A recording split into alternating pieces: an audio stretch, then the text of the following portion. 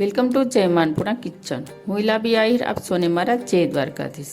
તો આજે હું તમારી સાથે શેર કરીશ તલમાં ખજૂર નાખી અને બનાવો એકદમ યુનિક અને લાજવાબ રેસીપી. તો આમાં આપણે ખાંડ અને ગોળ કંઈ જ યુઝ નથી કરવાનો અને આ રેસીપી એટલી લાજવાબ બનશે કે તમે આખો શિયાળો ખાઈ શકશો અને નાના મોટા બધાને ખૂબ પસંદ આવશે અને એકદમ હેલ્ધી બની અને તૈયાર થશે. તો તેના માટે અહીંયા મેં લીધો છે 300 ગ્રામ ખજૂર. ખજૂર આપણે કેવો લઈશું કે ખજૂર દેશી આવે છે ને તે ખજૂર આપણે લેવાનો છે.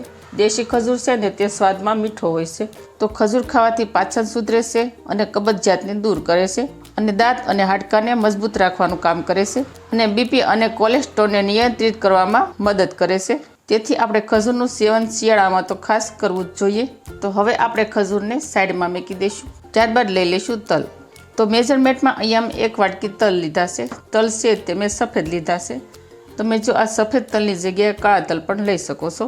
તો તલ પણ આપણા શરીરમાં રહેલા હાડકાં મજબૂત કરે છે અને પાચનનો સુધારો કરે છે. અને આ સફેદ તલ જે છે તે આપણે સ્કિન અને વાળ માટે ખૂબ ઉપયોગી છે અને તલની અંદર આયરન અને ઝીંક જેવા ભરપૂર માત્રામાં પોષક તત્વો રહેલા હોય છે. તેથી આપણે શિયાળામાં પણ તલનું સેવન અવશ્ય કરવું જોઈએ. તો આપણે ખજૂર અને તલ વિશેના થોડા ફાયદા જાણી લીધા છે. હવે આપણે આગળ વધીશું અને જઈશું ગેસ તરફ.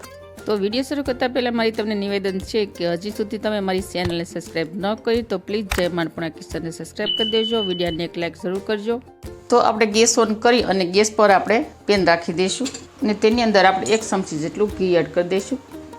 તો ઘીને આપણે થોડું ગરમ થવા દઈશું.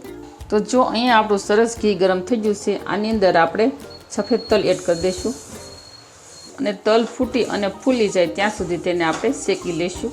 આ રીતે કન્ટિન્યુ ચમચો ફેરવતા જઈશું અને જો તલ શેકાવા લાગશે ને એટલે તડતડ જેવો અવાજ આવવા મળશે. એટલે જો તે અવાજ આવવા મળે ને ત્યાં સુધી આપણે તેને શેકી લેવાના છે. તો જો અહીંયા આપણા તલ સરસ શેકાઈ ગયા છે. જો કલર પણ થોડો ચેન્જ થઈ ગયો છે અને આ સ્ટેજ ઉપર આપણે ગેસની ફ્લેમ બંધ કરી દઈશું અને પેનને ગેસ પરથી નીચે ઉતારી લઈશું. તો ગેસ ઓન કરી અને આપણે એક પેન રાખી દઈશું. તેમાં આપણે 1 વાટકી બદામ એડ કરી દઈશું, 1 વાટકી કાજુ એડ કરી દઈશું, 1 વાટકી જેટલા પિસ્તા એડ કરી દઈશું. તો હવે આ ત્રણેય ડ્રાયફ્રૂટને આપણે થોડા ક્રિસ્પી થાય ત્યાં સુધી શેકી લઈશું.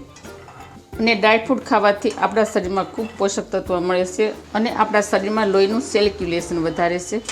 તો અહીંયા આપણે ત્રણેય ડ્રાયફ્રૂટને સરસ રીતે ક્રિસ્પી થાય તે રીતે શેકી લીધા છે.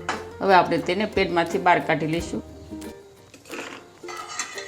તો અહીંયા આપણે તલને પણ સરસ ઘીમાં શેકી નાખ્યા છે અને ડ્રાયફ્રૂટને પણ ઘી વગર શેકી નાખ્યા છે. હવે આ બંને વસ્તુને આપણે સરસ રીતે મિક્સર જારમાં ક્રશ કરી નાખીશું. તો જો અહીંયા આપણે તલ અને કાજુ, બદામ અને પિસ્તાને સરસ રીતે ગ્રાઇન્ડ કરી નાખ્યા છે. જો આપણે આ રીતના ક્રશ કરીશું અને કાજુ, બદામ, પિસ્તાને આપણે આ રીતે અધકચરા ક્રશ કરીશું જેથી કણીનો દેખાવ સરસ આવે ઉપરથી. તો હવે આવશે મેઇન પ્રોસેસ. તો તેના માટે પણ આપણે આગળ વધીશું. તો જે પેનમાં આપણે તલ શેક્યા હતા તે જ પેનમાં આપણે હવે ખજૂરને પણ શેકી લઈશું. તો ખજૂરને શેકવા માટે આપણે લઈ લઈશું 2 ચમચી ઘી. તો ઘી ગરમ થઈ જાય એટલે આપણે તેની અંદર ખજૂર એડ કરી દઈશું અને ખજૂરની અંદર આપણે આ રીતે કન્ટિન્યુ ચમચો ફેરવતા રહીશું અને એકદમ સોફ્ટ થઈ જાય ને ત્યાં સુધી આપણે તેને શેકી લઈશું. ખજૂરની પેસ્ટ છે ને એકદમ નરમ થઈ જવી જોઈએ એ રીતે આપણે શેકીશું. તમે જો આ રીતે ખજૂરમાંથી પણ કંઈક નવું નવું બનાવીને ખાશો ને તો તમારા હાડકાં મજબૂત થશે અને કમરનો દુખાવો પણ મટી જશે. તો જો અહીંયા ખજૂર છે તે એકદમ સોફ્ટ થઈ ગયો છે. તમારી પાસે જો ખજૂર હોય તેની પેહી છે તે ઝડપથી ન ઓગળતી હોય તો તેને તમે મિક્સર જારમાં ક્રશ પણ કરી શકો છો.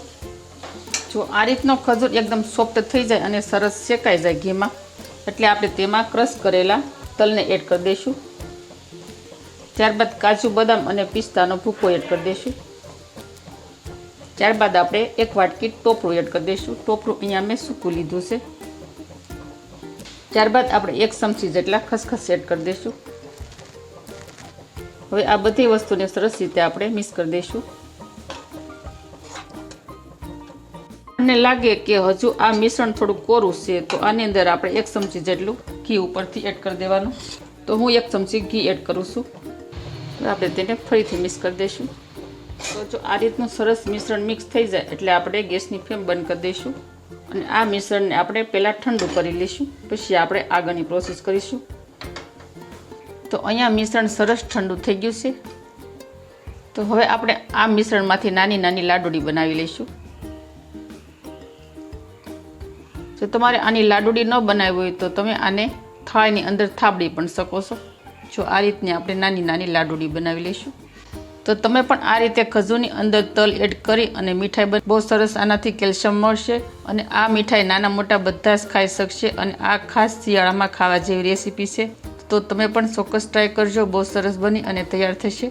તો જુઓ, તમે જોઈ શકો છો અહીંયા આપણે બધા જ મિશ્રણમાંથી આ રીતના લાડુ બનાવી અને કરી નાખ્યા છે તૈયાર. તો અહીંયા હજી આપણા પ્રોપરલી લાડુ નથી બન્યા. આ રીતનું કોઈ પણ વાટકીમાં ઝીણું ટોપરું લઈ લઈશું અને આ રીતે આપણે બધા લાડુને કોટ કરી લઈશું. તો જુઓ, બન્યા છે ને, જોતા જ ખાવાનું મન થઈ જાય તેવા લાડુ. તો અહીંયા આપણા પરફેક્ટલી ખજૂર અને તલના લાડુ બની અને થઈ જશે તૈયાર. તો તમને આ રેસીપી કેવી લાગી તે મને કમેન્ટ કરી અને જરૂર કહેજો. તો મારી આવી જ નવી રેસીપીઓ શીખવા માટે જય માનપૂર્ણા કિચનને સબસ્ક્રાઈબ કરી દેજો. વિડીયોને એક લાઈક જરૂર કરજો અને ફ્રેન્ડ અને ફેમિલીમાં વધુને વધુ શેર કરજો. તો આવજો, ફરી મળીશું આવી જ નવી રેસીપીઓ સાથે. ત્યાં સુધી થેન્ક યુ. જય દ્વારકાધીશ, જય સિયારામ, ધન્યવાદ.